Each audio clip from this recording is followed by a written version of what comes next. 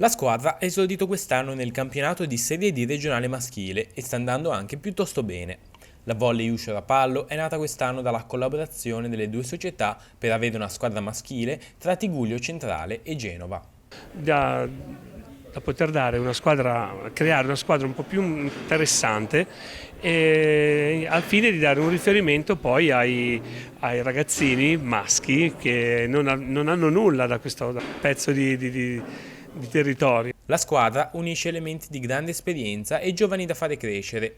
L'allenatore Corrado Terrile può contare su 14 elementi. Però abbiamo effettivamente un sacco di ragazzini, mi è spiaciuto non l'ho nominato, ma questa sera c'era un rappresentante anche dell'Under 15, che è una squadra che sta crescendo molto bene.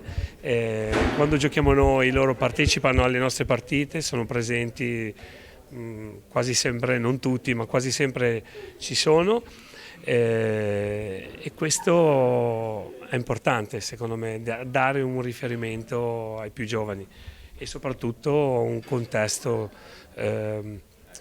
dove si possano divertire. Ecco. Disputate 12 giornate su 18, la Uscio Rapallo è al terzo posto dietro ad Albissola e Atmo che hanno un altro passo per le contendenti.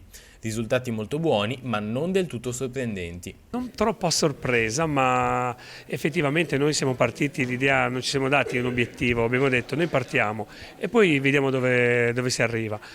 L'obiettivo era non arrivare ultimi, però direi che stiamo andando molto bene, i risultati ci danno ragione, i ragazzi ci stanno dando dentro, anche se non riusciamo ad allenarci magari con una certa frequenza, ma